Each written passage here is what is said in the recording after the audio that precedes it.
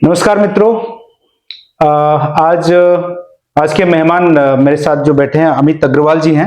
आप व्यापार मंडल के कोषाध्यक्ष, व्यापार प्रकोष्ठ का प्रदेश अध्यक्ष चुनाव उत्तराखंड का मैं आम आदमी पार्टी से। अच्छा, तो अभी हम लोग सेलाकुई में बैठे हैं और सेलाकुई में ही आपका निवास भी है और काफी आप समाज सेवा में तत्पर रहते हैं और जो भी समस्याएं होती हैं, जन समस्याएं, उनमें काफी बढ़ चढ़कर उनका उन्मूलन करने के लिए सरकार के पास बात पहुंचाते हैं, आम जन समस्याओं को।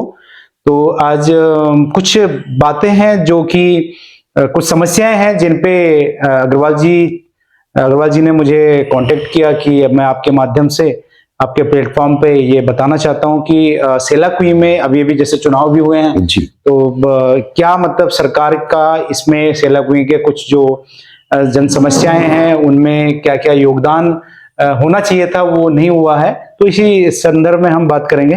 तो शायद आपकी जो पहली जो आप बात कर रहे थे कि यहाँ पे एक कूड़ा घर बना दिया गया है, जी। वो कौन सा एरिया है? ये शीशमबाड़ा है, हमारी सेलाकुई से टच करता है ये। तो क्या समस्या है, मतलब कि समस्या नहीं है, वो असल में ऐसा है, उसको नाम जो लिखा गया उसका बेस्ट मैनेजमेंट प्लांट लिखा गया, लेकिन मैनेजमेंट के नाम पर कुछ नहीं है। मैनेजमेंट के नाम पे जीरो, वहां पर मैनेजमेंट के नाम पर कुछ नहीं है। कब बना था ये आपका 2016 में बना है। 2016 में बना है। अच्छा, हम लोग उसी दिन से मतलब आंदोलनरत हैं और हमने मुख्यमंत्री से लेकर और अपने विधायक जी से लेकर अपने सभी जितने भी जिन लोगों ने भी हमको जो भी दरवाजा बताया, हम उन सभी लोगों से मिले और अब हम लोगों का एक एनजीटी में एक केस हम लोगों ने फाइल किया हुआ है, वो भी चल रहा है, जिसमें कि सरकार की बहुत उदासीनता सामने आ रही है। अच्छा, मतलब सरकार उसे मतलब वहां बोल देती है वीडियो कॉल के माध्यम से। हमारे जो आयुक्त जी हैं, अपने आयुक्त जी ने भी बोल दिया पिछली बार, अब उनका ट्रांसफर हो गया, अब नए आयुक्त जी आ गए, उन्होंने भी बोल दिया, लेकिन कोई भी कार्य फील्ड पर नहीं हो रहा है। वहां पर ऑन ग्राउंड हमें कुछ भी दिखाई नहीं दे रहा। और आज शाम को 7 बजे के बाद इतनी भयंकर जो स्मेल आप कह सकते हैं, बदबू कह सकते हैं, एयर क्वालिटी कह सकते हैं, वो इतनी खराब हो जाती है शाम को 7 बजे के बाद। और वहां पर मरे हुए जानवर और इस तरीके का बेस्ट आ रहा है। अगर आप एक बार कभी मौका लगेगा आपको तो मैं आपको लेकर चलूंगा और आपके माध्यम से मैं दिखाऊंगा कि आज लोगों के साथ कितना मतलब क्या स्थिति खराब हो गई है हमारे जीवनचर्या की, कि हम बहुत ज्यादा परेशान। मतलब जो रेजिडेंशियल एरिया है उसके आसपास ही है वो। मैं ये कह रहा हूं, एक बहुत पहली बात तो मैं बता दूं, जिनका धर्म शास्त्रों में भी उल्लेख आता है, हमारी जो आसन नदी है उससे मात्र 200 मीटर की दूरी पे वो बना दिया। अच्छा। दूसरे नंबर की बात, सामने जी यूनिवर्सिटी है, सामने तुला यूनिवर्सिटी है, सामने एक हमारे जो फौजी भाई हैं उनका एक WHOW के नाम से एक बहुत बड़ी सोसाइटी है वहां जी। तो मैं समझता हूं कि मैं ये नहीं समझ पा रहा हूं कि आज पब्लिक को परेशान करने के लिए सरकार इस तरीके का काम कर रही है, जिसके लिए हम लोग बहुत हर दरबारे पर जा चुके हैं, लेकिन हमें कोई समस्या तो अमित जी करीब इसको बने हुए 8 साल हो गए जी, है ना। तो अब आप चाहते क्या है कि इसको मतलब हम यही चाहते हैं कि आप इसे किसी भी कीमत पर यहाँ से हटाएं जी, बस। अच्छा, और इसके लिए हमें कई बार डीएम साहिबा के द्वारा भी आश्वासन दिया गया है, नगर आयुक्त के द्वारा भी हमें आश्वासन दिया गया है कि हम लोग जगह खोज रहे हैं। और कई बार हमारे पास इस तरीके की सूचनाएं आई कि जहां पर भी ये जगह खोजते हैं वहां पर इस तरीके ये कहते हैं कि ये यहाँ पर भी जगह हमें कोई लगाने नहीं दे रहा। जब कोई लगाने नहीं दे रहा तो आपने हमारी छाती पे इस तरीका कुकर्म क्यों किया? तो अभी तक सरकार की तरफ से कोई पुख्ता मतलब ऐसी सरकार की बात मैं अगर आपको कहूं तो अभी 13 जनवरी में जब हमारे यहाँ पर नगर पंचायत का चुनाव चल रहा था, उनके प्रत्याशी भगत सिंह राठौर के पक्ष में जो आपका चुनाव प्रचार के लिए हमारे माननीय मुख्यमंत्री जी आए, तो उन मुख्यमंत्री जी हमारे मंच से कहते हैं कि आपने 2 इंजन तो लगा दिए, तीसरा इंजन लगा दो तो मैं इस कुछ कचरा घर के बारे में करूं। तो मैं आपके चैनल के माध्यम से तीसरे इंजन की बात से मतलब है कि नगर पंचायत में भी हमें जिताओ। अच्छा। तो हम उसके बारे में करेंगे। तो मुझे लगता है कि जो भगत सिंह राठौड़ यहाँ से नगर पंचायत अध्यक्ष का चुनाव लड़ रहे थे सेलाकुई से, जी, वो तो शायद हार गए जी, वो हार गए हैं। और मैं समझता हूँ वो इसी कारण बस हुआ है, क्योंकि जो पब्लिक के अंदर जो मन में पीड़ा है वो वोटों के माध्यम से उन्होंने एक निर्दलीय को जिताकर निर्दलीय इसमें निर्दलीय है मिस्टर सुमित चौधरी, तो उनको चेयरमैन बनाया। और तो मैं समझता हूँ ये लोगों का दर्द है। चलिए कोई नहीं, आप उनके माध्यम से भी इसकी लड़ाई लड़ सकते हैं, कि हो सकता है कि लड़ाइयां लड़ने के कई तरीके हैं। जी जी, है ना, आप भली भांति जानते हैं। तो जरूर सरकार इस पर कुछ ना कुछ करेगी, सरकार को सोचना चाहिए। और क्योंकि ये आम जनमानस से जुड़ा हुआ है, आम आदमी से ये प्रश्न जुड़ा हुआ है, क्योंकि जो स्मेल है वो गंदी स्मेल, तो उसमें कई तरह की गैसेस निकलती हैं जो कि आदमियों में, लोगों में जो है एक बड़े लेवल पे हैजा जैसी बीमारी फैल सकती है। मैं यहाँ पर भी आपको बताना चाहूंगा, कई तरह की बीमारियां फैल सकती हैं। लगभग 40 से 50, जब कम से कम 40 से 50 लोगों को मतलब कैंसर की बीमारी उस क्षेत्र में हो चुकी है, जिसके हमारे पास ऑन डॉक्यूमेंट है। ऐसा नहीं है कि हम कोई फर्जी बातें कर रहे हैं, हमारे पास ऑन डॉक्यूमेंट है। कुछ लोगों की डेथ तक हो चुकी है। अच्छा, हाँ जी, मतलब उसकी बीमारी की वजह से। ये तो बहुत ही, मतलब ये बहुत बड़ी सेंसिटिव मुद्दा है। और मैं नहीं समझ पा रहा हूँ, माननीय मुख्यमंत्री जी ने भी हमें कई बार आश्वासन दिया है कि हम इसके पे कार्रवाई करेंगे, लेकिन मैं समझता हूं कि सिर्फ चुनावों के टाइम पर उनको याद आता है, उनके बाद आगे नहीं आता, पीछे नहीं आता। अब आप समझ सकते हैं कि जब दूसरे और तीसरे इंजन की बात होती है, तो मुझे तो एक बात और समझ में आती है कि जब रेल चलती है तो वो एक ही इंजन से चल जाती है। रेल का एक पहला इंजन फेल होता है तो दूसरा लगाना पड़ता है, और जब दोनों फेल हो जाते हैं तो तीसरा लगाना पड़ता है। तो मैं समझता हूं कि क्या माननीय मुख्यमंत्री जी ये कहना चाहते हैं कि उनके दोनों इंजन फेल हो गए? तो ये मेरा सीधा सीधा उनसे सवाल है माननीय मुख्यमंत्री जी से कि मुख्यमंत्री जी आप किस तरीके की भाषा और किस तरीके का लोगों को आश्वासन दे रहे हैं, मैं इस पाक नहीं लगता आपसे। तो आप क्या चाहते हैं, आप सरकार को क्या? मैं सरकार से सीधी सीधी बिल्कुल 2 लफ्जों में बात कहता हूं कि ये जमीन, इसके यहाँ पर मात्र 25 फुट पर पानी है। आसन नदी के एक बहुत बड़ी धर्म स्थल की नदी है और चारों तरफ पॉपुलेशन है, तो इसको तुरंत तत्काल प्रभाव से हटाया जाए। चलिए, हो सकता है कि अगर मुख्यमंत्री जी या जो शासन प्रशासन के किसी व्यक्ति विशेष तक हमारी अगर आवाज पहुंचती है तो जरूर इस बात पर संज्ञान लेंगे। और मेरी भी यही प्रार्थना रहेगी कि ये आम जनमानस से जुड़ा हुआ मुद्दा है, और कई लोग इसकी बीमारियों से, जैसे आप बता रहे हैं कि कुछ लोग जान भी गंवा चुके हैं, तो ये आगे ना हो, तो इसके लिए हमें प्रयास करना चाहिए और सरकार को प्रयास करना चाहिए। अगला आप कुछ कह रहे थे कि बिजली का बिल जो है। मैं एक बात और कह रहा था, आज मैं भी 2-3 दिन पहले अपना बिल देख रहा था, लगभग 25 दिन में, आज की तारीख में साल में 14 बिल 13 बिल आ रहे हैं, जबकि पहले 2 महीने में बिल आता था। 2 महीने में बिल आता था। हाँ। जो पहले 6 महीने में, हमारे साल में 6 बिल आते थे, अब 13 और 14 बिल आ रहे हैं साल में। इनका रिसाइकलिंग जो है वो चेंज हो गया, 25 डेज का हो गया, 1 महीने के बाद भी नहीं आ रहा है, मतलब 25 डे 26 डे इस तरीके से आ रहा है। और उसमें जो सरचार्जेस है हर बार वो किस तरीके से लगा रहे हैं, इसमें कोई भी उन लोगों का जो ढुलमुल रवैया है वो पब्लिक की समझ में नहीं आ रहा। मैं नहीं समझ पा रहा हूं भाई, आपका जो भी रेट है, फॉर एग्जाम्पल 200 यूनिट तक, जैसे फॉर एग्जाम्पल अदर स्टेटों में कहीं फ्री मिल रही है, आप ऊर्जा प्रदेश का दम भरते हैं, फ्री मिल रही है, तो क्या आप इस फ्री का जो ये बांटा जा रहा है, मैं कह रहा हूं, तो उसको आप सही मानते हैं? मैं ये कह रहा हूं सर, जब हमारे माननीय विधायक जी, हमारे सांसद जी जब फ्री इस्तेमाल कर सकते हैं, तो क्यों नहीं एक आम आदमी को, जो कि तबका हमारा नीचे वाला तबका है, उसको 200 यूनिट तक अगर फ्री दी जा सकती है, तो मैं समझता हूँ ये कोई गलत बात नहीं। नहीं, देखिए, फ्री वाला जो कॉन्सेप्ट है, मैं इसका बिल्कुल भी पक्षधर नहीं हूँ, बिल्कुल, है ना।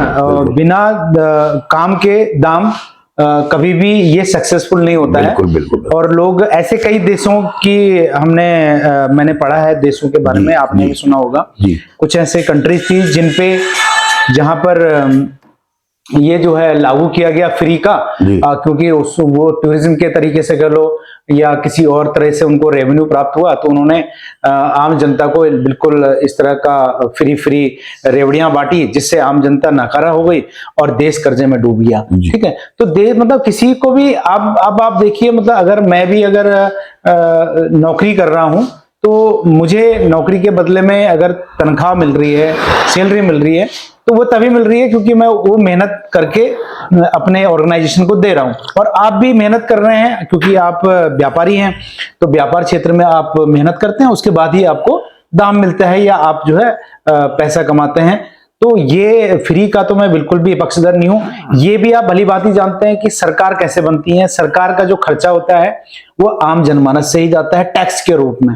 हाँ, ये इस तरह की कुछ कंप्लेंट्स हो सकती हैं कि टैक्स ज्यादा लिया जा रहा है किसी विशेष लेवल पे, है ना, विशेष कुछ गुड्स पे ज्यादा लिया जा रहा है ना, तो वो वहां पे कम किया जा सकता है, वो कंप्लेन हो सकती है। लेकिन अगर सरकार टैक्स लेना बंद कर दे तो जितनी भी मूलभूत सुविधाएं जनमानस के लिए जुटानी है वो नहीं जुटा सकते हैं।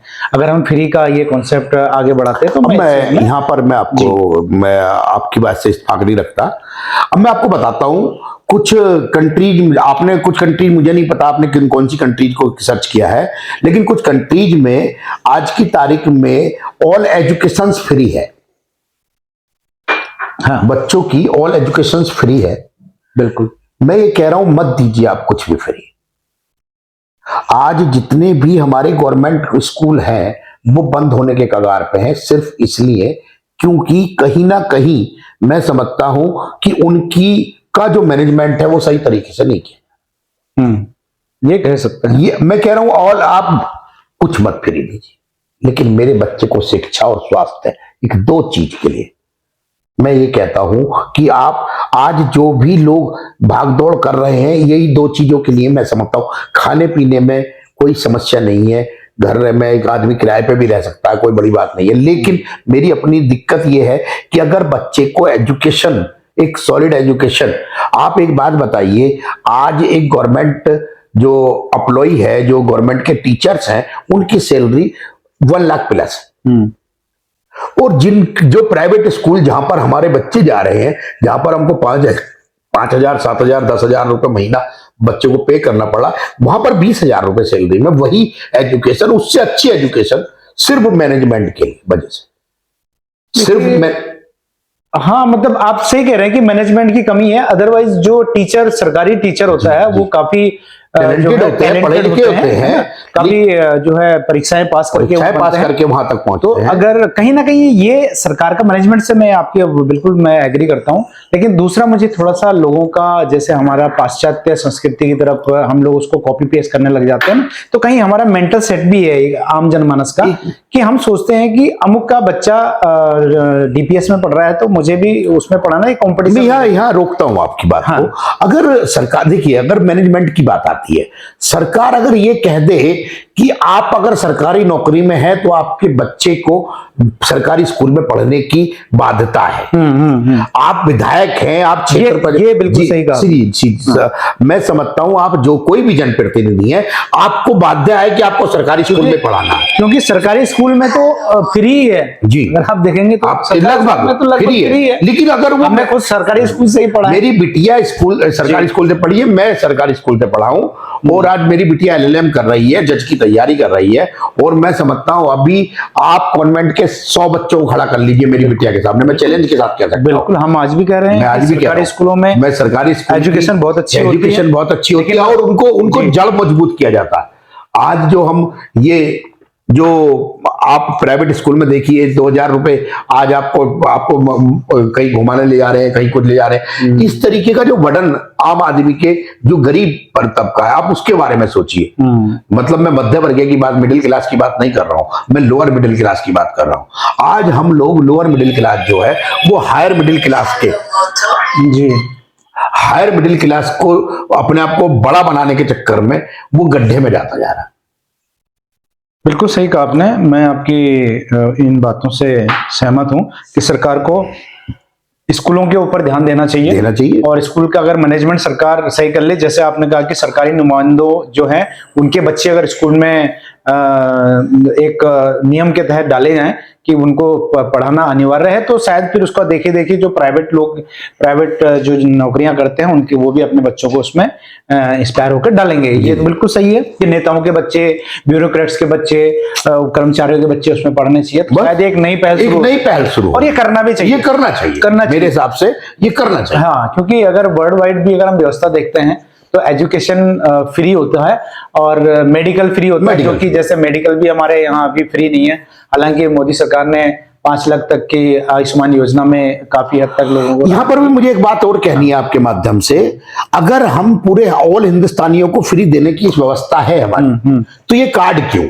बल्कि जबकि दे रही है ना, भारत के जो पॉवर्टी लाइन के नीचे लोग हैं 40-45% के लोग हैं, वो सब फ्री का ले रहे हैं, सब फ्री के ले रहे हैं। हम उनको कहीं ना कहीं नाकारा ही बना रहे हो, नाकारा हो गए। नकारा हो गए। यहाँ तक सुना है कि लोगों को कंस्ट्रक्शन के लिए मजदूर नहीं मिल रहा है। ये बात मैं खुद कह रहा हूँ। आज की तारीख में अगर आप कोई काम कराने जाएंगे तो बंदा नहीं मिलेंगे, नहीं मिलेंगे। उन्हें ये पता है कि राशन आ रहा है। लेकिन इसके पीछे ना इसके पीछे बड़े मतलब एक कह लो कि राजनीति के कारण भी है। वो कारण यही है कि लोग जो है ना, हमारे यहाँ एजुकेशन कहने को तो हम बोलते हैं कि 78% हो गई है, 80% हो गई है, लेकिन अभी भी एजुकेशन में हम लोग बहुत पीछे हैं। क्योंकि एक पढ़ा लिखा व्यक्ति कभी भी अपनी जो उसकी बेसिक नीड्स हैं उनके लिए वो किसी के आगे भीख नहीं मांगेगा, वो मेहनत करेगा। ठीक है। लेकिन वहीं सरकार या ऐसे लोगों को फ्री का राशन दे रही है, और अभी काफी जब से कोरोना काल आया था तब से काफी फ्री बांटा जा रहा है। तो कहीं ना कहीं हम उनको निकम्मा भी बना रहे हैं। ये कह रहा हूं कि आप कुछ भी फ्री ना दें। मैं आपकी बात को बिल्कुल आप ही की बात को दोहरा रहा हूं, आप कुछ भी फ्री ना दें, लेकिन आप काम दे सही। और किसी काम के मामले में भी एक बात कहना चाहता हूं मैं, जैसे कि आज चीन ऑल वर्ल्ड वाइड अपनी चीज को एक्सपोर्ट कर रहा है वर्ल्ड वाइड। आज हमारे देश में, अभी मैं कहीं पढ़ रहा था, लगभग 37 करोड़ युवा, ये मैं बिलो कर रहा हूं 18 से 22 साल तक, 37 करोड़ युवा शक्ति हमारे पास है। 37 करोड़। आप उस 37 करोड़ को एक ऐसी धारा में मोड़ सकते हैं, मैं समझता हूं आप बहुत जगह अपने मैन्युफैक्चरिंग हब लगा सकते हैं। तो क्योंकि बस आपको कुछ नहीं करना है, आपको एक मैन्युफैक्चरिंग हब बना देना है, बात खत्म। सुबह बंदा 10 बजे आएगा, 6 बजे छुट्टी ले लेगा, दैट्स ऑल। उसको रोजगार मिल गया। और आपके पास एक तो हम 150 करोड़ हो गए, अब लगभग 150 करोड़ हम हो गए। हमारी अपनी नीडें बहुत हैं। और उसके बाद मैं समझता हूं कि आप इसे एक्सपोर्ट कर सकते हैं। आप उससे भी आज जो डॉलर की स्थिति हो रही है, डॉलर जो बार बार अप हो रहा है और हमारा जो रुपया थोड़ा कमजोर हो रहा है, तो उसकी भी थोड़ी सी हमें मजबूती। अच्छा, हम थोड़ा उससे भटक गए थे जी, बिजली से भटक गए, है ना। बिजली की जो समस्या थी वो आपने कहा कि एक तो बिल जो है 2 महीने के बजाय 25 दिन में आ रहा है। और उसके अलावा क्या है उसमें वही बता रहा हूं सर। अब लगभग हमारा जो नॉर्मल बिल है वो 385 यूनिट का अभी हम लोगों ने हिसाब लगाया तो 7 रुपए 7.1 के आसपास बोला, लगभग 7 रुपए पर यूनिट लगभग ये पड़ रहा है। मैं समझता हूं कि अभी एक बात और समझ लीजिए, जब वो 2 महीने में आता था तो उसमें जो सरचार्ज वगैरह लगते थे वो 2 महीने में एक बार लगते थे, अब 25 दिन में एक बार लग रहे हैं। तो ये कहीं ना कहीं पब्लिक के साथ। और दूसरे नंबर की बात, ये ऊर्जा प्रदेश है, हम लोग दूसरों को प्रोवाइड करते हैं। पानी तो सब हमारे यहाँ से जा रहा है, यूपी में हमारे यहाँ से जा रहा है पानी। और ये समझ लीजिए, मैं अभी यूपी का बिल मैंने मंगाया है, ये यूपी का बिल मैंने मंगाया है अभी 70 यूनिट का जो बिल है डिस्काउंट के बाद। हाँ, डिस्काउंट के बाद 674 रुपए 16 पैसे। 674 रुपए जी, 70 यूनिट का जी, 674 रुपया 70 यूनिट का। 70 यूनिट, ये तो बहुत ज्यादा वहां महंगा है क्या? 9.6, ये देखिए 9 रुपए यूनिट 70, ये देखिए यूनिट 70 और रेंट बिल 674 रुपए 16 पैसे। तो इसका मतलब इनका महंगा है जी। तो उसके हिसाब से तो उत्तराखंड में फिर भी कम है जी।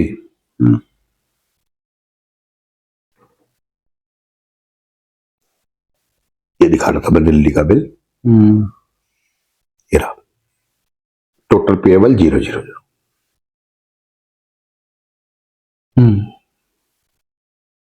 हाँ, पर बिजली का बिल में सरकार थोड़ा सा रियायत दे सकती है, और देना भी चाहिए। ये देना भी चाहिए क्योंकि ये बेसिक नीड्स हैं, उसमें तो बनता है। ठीक है अमित जी, चलो सर, बहुत बहुत धन्यवाद आपका। Thank you sir, thank you so much. Okay sir, नमस्कार दोस्तों। नमस्कार।